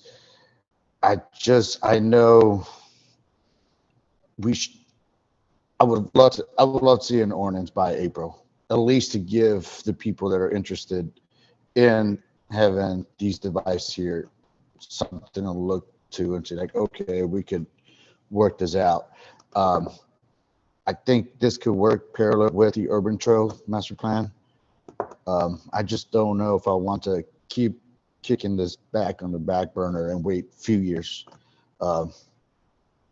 I'm just a man of action. If it was up to me, I would work 24/7 to get a lot of things done. And I want to see this not ready tomorrow, but I want to see it. I want to see an ordinance by April or so, or May at least. And if we like it, we approve it or try it out. And if we don't, we keep talking and keep working it. I just don't want to kick it further down the road till next year. So that's just where I stand right now. Councilor Stokes. Well, thank you, Councilman Meza. I was echoing some similar thoughts. We do have a moratorium that's going to expire April 21st, I think it was in the document. And I know we have other things going on, but, considering that we have our city attorney said that there's a lot of documents that she could pull from, and that's what she would do. I think that she could probably pull something together pretty quick. I mean, she mentioned having it together in a week. There's obviously a good starting point. So I think we could have something at least by the time the moratorium comes up. I know it's not a priority for a lot of us. And I just think that, we keep kicking it if we keep kicking it, eventually we're just going to have a moratorium that just continues and continues and continues. And I think we're a pretty actionable group. So I'd like to see us go one way or the other. And I just wanted to point out that, we talk a lot about this being just in the downtown, but Santa Monica is 8 square miles. It is a lot denser population. And they've got a citywide. I think that, as the summer comes and summers continue to come, the beaches, I mean, even in the wintertime, the beach has gotten more popular. And that if I could go down to the little plaza that's 3 blocks from me, if I could walk down there, hop on a scooter, zip downtown, and then bring it back to that location that's a commercial center near a residential area, and part of our urban trail network. I think that would be beneficial for the residents in the long run, to have more options than just, personal bikes, personal scooters, but to have we call it a lot of times it gets referred to as a last. Santa Monica is using them citywide in 8 square miles, very similar sizing. There's another one that's Miami, 9.6 square miles. That's it. But thank you, Councilmember Mays. I had a lot of your same sentiments, and you expressed them very eloquently, better than I think I could. So appreciate that. Councilor Dumont. Thank you. I still think that I don't see this as kicking the can down the road. I see it as waiting for the right time to introduce this into the city, if there is that right time. So I don't see it as kicking the can down the road whatsoever. As for a proposal by the end of the moratorium, from the conversation tonight, that would also include an RFP, and that we would run out of time for the RFP by then. And then to link it back to the urban trail, we don't know what the policy is yet for the use of the urban trail. In some of these, and what I read here, it sounds like the motorized devices aren't allowed on the urban trails. So that's another aspect that we need to look at. I just think that this is really, I don't want to say kicking the can down the road. I really think that we are pausing on this, like our neighbors to the north, not completely banning it like Atlantic Beach, but putting another pause on it, so we can make sure that we have all our ducks in a row, so it's beneficial for our city as well as the vendors. Councilor Meza. A question for our city attorney and possibly you, Mike. So looking in Miami, obviously everything's expensive in Miami. Just to even breathe the fresh air, I'm surprised they haven't started charging for that. But $50,000, I just can't see that. And I wouldn't stand behind it if that was to come to play. But looking into the micromobility devices, is there a way if we could do like a special tax that would support infrastructure? Kind of like when you go to the airport and you rent a car, you have these extra taxes. Is that a possibility? Could that fall on the consumer paying that or on the business owner? I'd have to research that in terms of taxing that particular service. I think it's more of an entertainment. It's not like they're using it to go to commute to work. I know Santa Monica, I was there in August and I saw some people using it. They had there was a high-rise condo and they had these devices right outside. And I was talking to someone at the bar and then like, oh yeah, I don't have a car anymore. I just use these devices. I don't even buy one, but I take one from downstairs and go to my office 5 blocks from here. And, but here I know it's mostly for fun. Well, I guess we would have to have something to actually compare it with. So I think there's been some speculation that it's just for fun, but you might be looking backwards in time at a time when you actually had maybe a program of sorts or a business of sorts providing that particular service.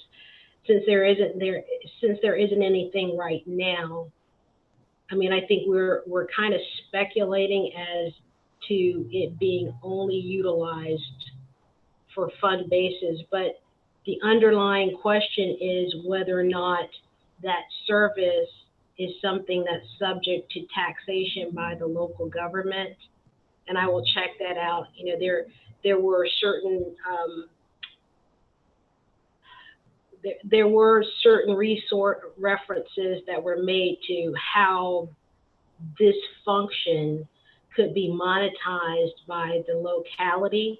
Taxing it or taxation was not one of those things that was discussed. So I don't know if the state has some kind of preemption relative to taxing this particular service. I'd have to research and just report back to you on that, sir.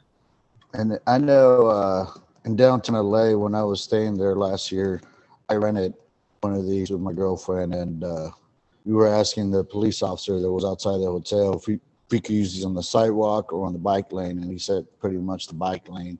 And if the sidewalk is wide enough, go have at it. But yeah, I think these are neat. Yeah, Coral Gables, you're permitted to use sidewalks unless the sidewalk has a sign saying you can't use it on this particular sidewalk. And there are a number of other localities where the use is permitted on sidewalks, but it's, the user then has to employ a level of discretion and observation to determine whether or not that's safe in that particular instance.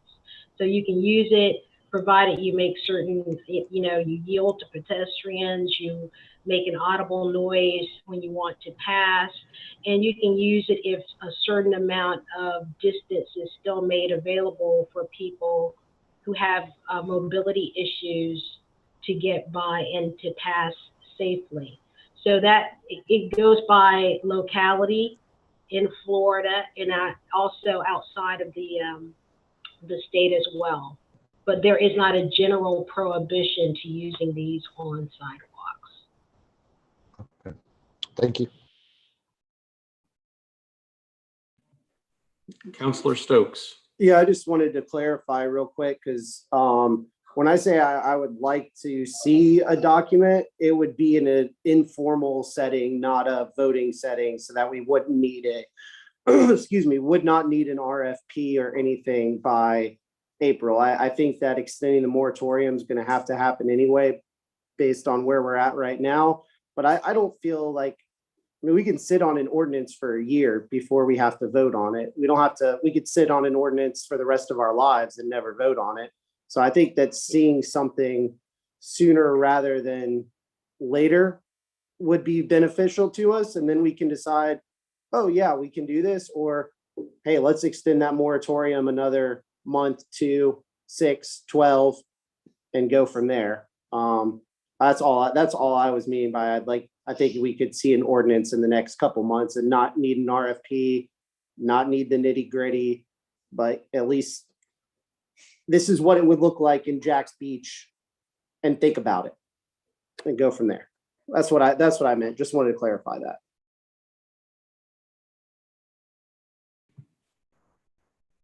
Sandy, do you think you have the direction you're looking for? No? I hear conflicting messages. So if there is a consensus that I move forward, bring a draft ordinance back as soon as practicable, just for us to start a discussion, that's something I hear. I hear try to do that before the moratorium that's in place expires in April. And then I hear that it's not a priority at all. So I can accommodate any of those three. I just would like a little bit more clarity.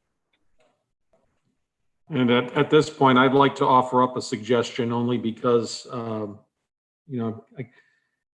kind of keep notes of what everybody's saying here. How do you all feel about maybe having Sandy do a 12-month extension to the moratorium, but with an understanding that if we develop an ordinance and a pilot program before that 12-month expires, obviously the rest will just fall off. So she can keep on pace with drafting something and having you take a look at it at an upcoming briefing, see if it meets your intention to move forward and go from there. Because I think, like many of you said, you want to take a look at whatever's drafted first before moving forward. And then even if there is something you like, there would possibly be an RFP process, which is going to be 30 days out on the street, evaluation, bring forth to council for adoption, et cetera, or for approval. So you're talking a multiple month process to go through getting anything involved, getting anything in paper.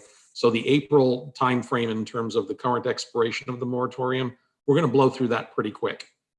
So my suggestion would be that you do at least a 6-month, potentially a 12-month extension to the moratorium, and that you look at Sandy to bring back perhaps something additional to take a look at in the April timeframe. Councilor Dumont, or actually Councilor Meza? I like that suggestion.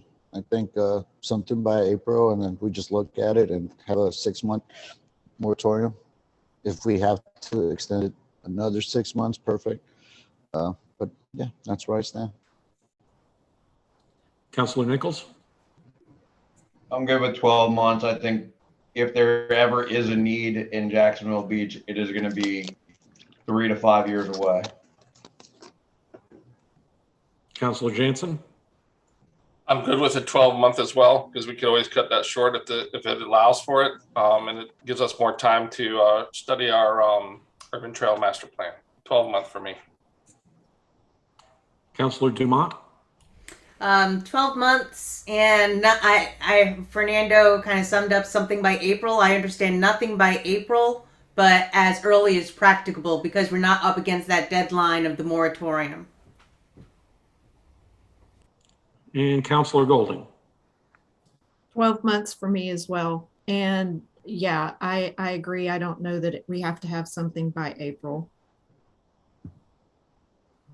I will take practicable. I am good with that. Thank you, Chet. And now I'll re-ask our attorney. Sandy, you got the direction you're looking for? Yes, sir. Thank you very much. Awesome. Okay. That wraps up all of our scheduled items. I do have a couple other miscellaneous items that I want to go over with the council. The first 3 are a little bit more informational. And then there's one I need a little bit of direction from you on. The first is to let you know that over the next several days to a week, I'm going to have Chris Wright reach out to each of you to try to set up some time for us to converse regarding the VLSC. As you are aware, they have submitted a proposal that we are taking a look at from the staff perspective. Since there are certain things that we should not be discussing publicly because of the outstanding litigation, and we cannot all meet in a shade meeting, I'd still like to speak to each of you one-on-one to get a little bit of feedback on a few items that we kind of have outstanding on the side. So with that being said, please be on the lookout for an email or a call from Chris Wright to set up some time, probably somewhere in the neighborhood of 30 minutes, maybe as much as 60, for us to converse over the next several days to a week or so. The second is with regards to 2 City of Jacksonville ordinances. I was contacted by the Office of General Counsel the other day. They indicated that they are in the process of preparing an ordinance to put restrictions on virtual gaming facilities. They're trying to find out if the cities, the beach communities in Baldwin want to be included in that ordinance or not. The conversation that I had with them is that my suggestion was that they prepare the ordinance as an opt-out, since we have not seen it yet, which would mean that they could prepare the ordinance to include not only all of Duval, but the 4 incorporated municipalities. And that once we had a chance to look at it and evaluate it, if we did not want to be subject to that ordinance, we could always pass an appropriate ordinance to opt out of that particular condition. So they're still in the process of developing that ordinance. I've not seen it yet, but as we get a little bit more information, I will share that with you accordingly. The next is the same attorney who's working on the virtual gaming ordinance. Also recently had the city of Jacksonville adopt a PACE program. And if any of you are familiar with PACE programs, the one that Jacksonville adopted is applicable to commercial and industrial businesses, where they have the opportunity to seek third-party financing to pay for energy efficiency improvements of their buildings. In this particular instance, while they just adopted it in November, it's structured that the city of Jacksonville Beach has the ability to opt in to the program and allow our commercial and industrial businesses to utilize it. Since it only went into effect in November, my strong suggestion is that we wait somewhere in the neighborhood of 12 months to see how that program is working for the city of Jacksonville before we go ahead and opt in and see what the pros and cons are of it and whether or not they've had any hiccups with their particular program.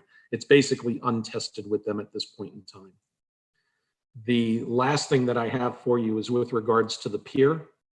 Ashley, Jason, and I participated in a conference call with Daryl Joseph in charge of their Parks and Recreation at Jacksonville. You were all copied on a letter that was sent to Daryl Joseph that had 3 options that the city could consider, kind of a range of options and anywhere in between. Mr. Joseph indicated that in his discussions with the mayor's office, option 1 was not considered a viable option. That was one where Jacksonville would do the RFP and we would be granted enforcement authorities so that we could go out to the property, make sure that it was being run accordingly, and if not, we would be provided some ability to write them up or present that information back to Jacksonville. The 2 options that they did say they were amenable to was the city of Jacksonville Beach taking over the RFP process, issuing an RFP for the vendor, and then basically managing it going forward. And what was option 3 was city employees actually running the concession facility and performing all maintenance on the pier. A couple of things jumped out to us that we just want to make sure everyone's knowledgeable of what some of the issues are before we move forward with either of those 2 options. Ashley and Jason had an opportunity to speak about the fiscal impacts and the personnel impacts of those 2 particular options. If we were to take over the RFP and manage the contract, including the enforcement of that contract, we're estimating that that would be somewhere in the neighborhood of about $500 man hours per year for going over and actively managing an RFP contract. If we did it in-house with our own staff, we're looking at probably a minimum of 5,200 labor hours, which means we would have to be hiring new employees into Parks and Recreation for that. The big thing that we want to make sure you're aware of is that the city of Jacksonville indicated in their previous concession contracts or previous contracts for operation of the pier, there was a financial rent or transfer, so to speak, that the vendor had to pay to the city of Jacksonville. The city of Jacksonville made it clear to us that they would be looking for us to provide financial assistance to them in the neighborhood of about $66,000 per year for each year of the contract in order for them to perform physical maintenance on the structure. So if we had an RFP that we did to a vendor, we could either charge rent and pass that rent over to them. If the rents weren't enough, we would have to make up the difference. But it was very clear the city of Jacksonville was expecting $66,000 a year as a minimum to make this financially feasible for them. They did also indicate that a minimum contract period would be 10 years. They would not look to do anything less than that. I know this is kind of new, I'm just dropping it on you, but I wanted to see if there's any hesitation on the part of council based on the information that I'm telling you tonight.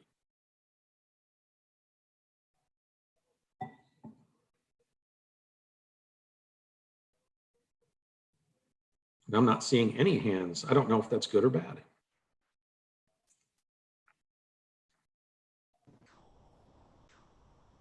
Councilor Nichols. All right, I'll go. I would like a little bit of a kind of business plan to try to figure out what we would generate monthly, or the just from usage, what the potential usage and of the pier is going to be, and to make sure that if we do an RFP, that we can offset that $66,000 a year pretty easily. I mean, that's, what's that, $5,500 a month, if I'm doing it off the top of my head. Correct. So, you know, I just need to understand if that's a reasonable expectation of rent to be charged, and if that was charged previously. And how We did can, tell, you know, I yeah, we just would did like a tell, more I'm sorry, go ahead. No, go ahead.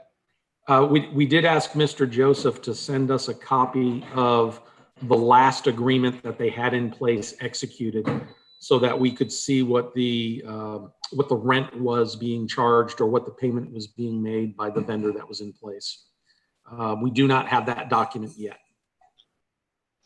But even at that amount, I'm not, even if we have to supplement it a little bit, I just think the pier was run so poorly before that the people that utilize it and to really make an attraction for Jacksonville Beach, and to make sure it's run professionally and in a positive light, I think we need to, I don't have a problem with subsidizing some of that if necessary, but I'm not sure. I just need to know more information. But I know it's additional work on us, but I think it's in the best interest of the residents and our visitors for Jacksonville Beach to be in management of it somehow. And Ashley did just notify me that we did get the document today, and that the rent that was charged to the vendor was $66,000 per year. So that was a rent number. And that's what they would be looking for, comparable, coming back through the city of Jacksonville Beach to go to Jacksonville. So if we can offset that rent, and I mean, it's been 6 years, you would think that, and with everything that's going on, you would think that we should be able to get more from them to offset the 500 additional hours for somebody to oversee that RFP process. So, you know, I think I would look in the neighborhood of, you know, 80 to 100,000 in rent annually to offset our costs. Okay, Councilor Jansen. I'm with Corey on the $66,000 a year for a brand new pier. I don't want to sound petty or trite about it, but $66,000 a year for a brand new pier that had to be rebuilt because they failed to meet their structural guarantees on the last pier. Sounds a little steep to me. Again, I'm with Corey. I don't mind supplementing it somewhat, but I'd want to see a better business plan. I think a blanket 66,000. Could they show us where they spent $66,000 on the last pier every year? I challenge that one all day, every day. Yeah, so I have some heartburn with that, but I think there's an answer to it too. I'd like to see a better business plan than what they're throwing at us. Okay, Councilor Dumont. Thank you. Since it's their asset, I guess they get to charge what they want for it. Yes, we know they didn't really use that money they got the money. It doesn't really matter where it went, but they would be charging us that amount of money as well. So for me, that's almost a moot point. The business plan, I would definitely need to see how many people go on the pier, what are the requirements that they're going to expect. The about 500 man hours for the contract oversight, I think we could wrap that into the RFP. For the second option, I guess the third option, having city employees maintain and operate the pier. And I take it by that you mean that we would submit an RFP to Jacksonville, or they just give it to us and we don't have to compete for it? They would just give it to us. We would pay them $66,000, and our staff would be in the concession stand. All right. I don't necessarily recommend. Well, my question then is how many, you mentioned the staff, but how much would that increase for salaries and benefits for Parks and Rec? And we don't know if we'd be able to recoup any of that money because we don't know how much the vendors are making off the pier. So this is, we definitely want service. We want good service at the pier. I'm disappointed that they won't budge on a 10-year contract. I'm disappointed that they don't allow us just oversight. So it would have to be the RFP process. Again, we do the RFP process. I want to see the business plan. You need the numbers from the pier to know if this is something that we're not going to be sinking a hole into. What is the deadline that we're working with? Mr. Joseph indicated that he would want to execute an MOU, a memorandum of understanding with the city sooner rather than later. They were already in the process of developing their RFP to go out on the street. And they basically put a freeze on that for right now. But clearly, if our interest is going to drag out, then they may pick up the RFP process again. They were also not thrilled with the idea of necessarily delaying the process of having a pier concession start up at the same time that the pier reopens in the summer, July, August timeframe. They didn't necessarily want to see a 3 to 6 month lag in terms of the concessions associated with it. The other thing, several of you have mentioned business plan, and I presume you're talking about a business plan from the vendor, the successful vendor, or a business plan from the city of Jacksonville Beach? Well, if we're not going with the option with our city employees in there, I don't think we need the business plan. But I would like to see, if we put out an RFP, are we going to end up in the same situation that Jacksonville was in because there just wasn't enough money coming in for those vendors, which they ended up, doing a lot of shortcuts and kind of shortchanging. And yes, Jacksonville was over there and they didn't have a lot of good oversight. I'm really disappointed they won't let us just manage their I get it. But yeah, I think the RFP really is it's the best option. But will there be vendors who are willing to pay the $66 per year in addition to the cut that we'll take for the oversight of that? We'll find out, I guess. Councilor Nichols? Yeah, and I mean, if the person was paying 66,000 before, I think we would raise that substantially.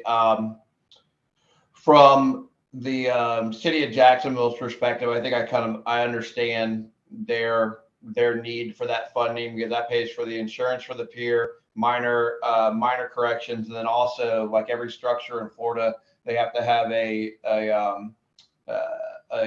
bridge inspection every 2 years. So there's substantial cost incurred there, and I don't think they're trying to make money off us. I think they're just trying to break even on their costs. And my thought is that cost of 66,000 a year was probably something that they came up with 15 years ago. So we may be getting a good deal. So I think we need to consider and I didn't mean a business plan. I meant more like a projection of revenue based off of potential usage. I mean, just something, not too terribly detailed. Just say, hey, we're probably going to have X number of people fishing a day, and we can kind of figure out how many people you can get on a pier. I just want some ballpark just to make sure that number is not completely out of line, and we could actually, if we come up with a conservative number that shows that they're going to be able to get $150,000 in revenue or $200,000 in revenue, then it'll help us pinpoint what our expectation from the vendor would be. Without knowing what the previous rates were on the pier, is increasing the rates something that the council would consider? I mean, like I was saying before, I think pedestrians should be able to walk out at no charge. I think if you're going to fish, you could pay, but you know, I think it's a good attraction. And if we do have to spend something on it to make it a great experience for our residents and the local angling community, I have no problem with spending a little bit there. Okay. All right, I think I got the direction I needed on that. And that was the last official item that I had on the list, other than council report outs on any of the projects that you're all individually working on or assigned to. I don't know if anybody has anything they want to report out. Councilor Stokes? Push the wrong button. For the sake of time, I will try to keep this at some brevity, but I do have a Blue Zones update. And if anyone wants further information, I can put together a full report, but it's easier to just communicate the updates. So some good news is coming. Jacksonville is starting the Blue Zones project in April. So we're there, but we're not there, I guess is the way I'm going to put it. The total proposal for Blue Zones in Jacksonville was $20.25 million. Currently, they're at $14.25 million. So they're about $6 million short. So what does that mean for Blue Zones Jacksonville? Couple things. So if y'all remember the prior presentation, they were going to focus on 3 areas of Jacksonville. They were going to focus on the north side, the west side, and then the beaches communities. What the Blue Zones Committee has decided to do is focus on 3 things to start. They will focus on a county-wide policy, and that county-wide policy is going to be the built environment, the food systems, and combating tobacco and alcohol. The second thing they're going to focus on is countywide Duval school transformation. So we will see some impact of both of those. Those are policy initiatives, and those are things that they'll want to bring. They really like the Urban Trail Master Plan. They really like a lot of the stuff that we're already doing. And then the Duval schools are going to work on creating a healthier next generation, more education on alcohol, tobacco in schools, those kind of things. And then they're going to do the North Side Life Radius. They've identified that as the #1 need for Blue Zones. Where does that leave Jack's Beach? Kind of a ways away. Next, if they, right now, by mid-March, they're reaching out to who hasn't committed and asking them to get on board, saying, hey guys, we're almost there. We need $6 million to do everything. Throw us some bones. Next, if they get $2 million, they're going to do the West Side. West Side will take $2 million. So if they get to 16.25, they're going to go to the West Side. If they get $4 million, they're going to do the West Side and then do workforce. Let me tell you exactly what it is. Workforce Development Innovation Pilot. And that's going to be to help train the workforce. And then the next one that's $1 million. And then the next thing they would do is a Health Equity Innovation Pilot. That's another $1 million. Well, Chet, you still haven't talked about the beaches. Unfortunately, we're last. We are the healthiest, most financially stable of the areas. We're the best quality of life currently. So we are last. So we are that last $2 million. The 3 beaches are $2 million total. So if they get at least $20.25 million by mid-March, we're in. If not, we're last on funding. That doesn't mean that the beaches are completely out of the blue zones. There's further discussions that will be happening in mid-March to early April. But they're thinking that, in all honesty, with my conversations with blue zones, that they are likely to get to that 16.25 million. They don't think they're going to get to 18.25. And then they don't think they're going to get to 20.25. So Melanie Patz, who's the Blue Zones liaison, and I discussed several alternatives to funding. We don't really need to get into those tonight, but some things that I suggested were to try to get citizen support on funding. I feel like what Blue Zones is trying to do fits a lot with the beach's lifestyle. Maybe, every $5 counts, and $2 million is a long way, but we got a lot of people, a lot of businesses. It does qualify. City of Jacksonville is a big contributor. They're using ARPA dollars. It does qualify for financial assistance dollars. City of Jacksonville's throwing in some funds. Maybe the local beaches will agree to throw in. These are all conversations that are much bigger than what we're having tonight. So I'm going to keep that super brief.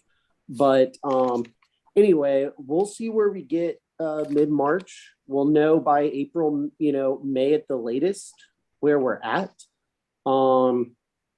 This may be a conversation that comes up at a later briefing. That's the brief proposal. If anybody has any questions, I can try to answer them. I have some information in front of me, have the notes from the call. I did go to the Atlantic Beach Mayor's Council on Health meeting and met 2 representatives from Blue Zones, the corporate Blue Zones, and they're really excited about the Jacksonville project. So we are on Blue Zones radar, and they're excited and really believe that Jacksonville will be a great program based on the 3 areas identified. So I kept it 7 minutes. I'm pretty impressed. So thank you everyone for listening. Thank you, Chet. Nobody else has any report outs, any thoughts for future briefings other than a revisit of micromobility at some point? Councilor Nichols. Hi, yeah,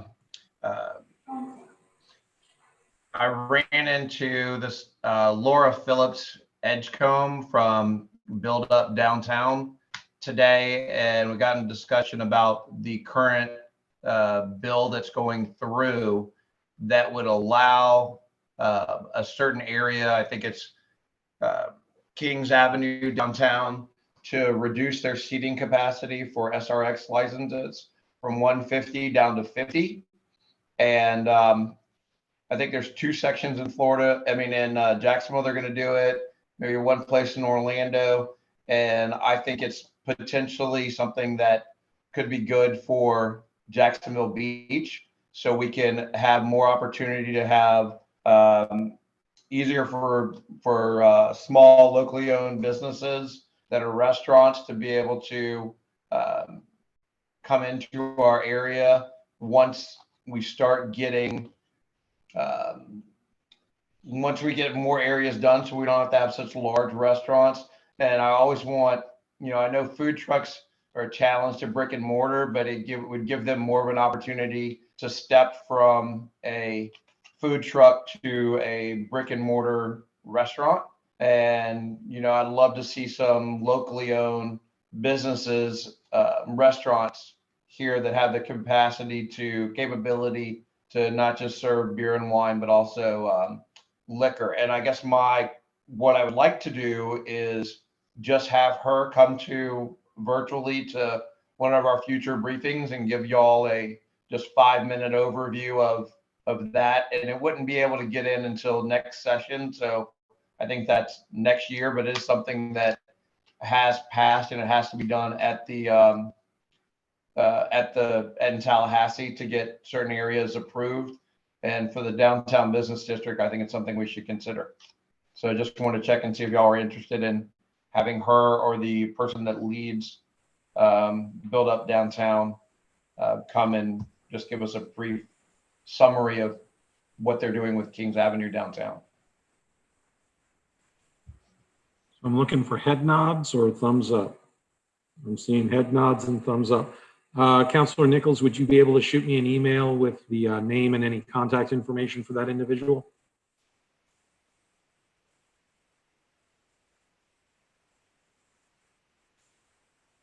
He was muted. I'll still take it as a yes. Absolutely. Okay. Sorry about that. We'll get you the information. Not seeing any other hands raised, so I'm going to call it a briefing. 7:40. Thank you all for getting together tonight to go over these topics, and we'll see you all next Monday at 6 o'clock at our regularly scheduled council meeting in City Hall. Have a good evening.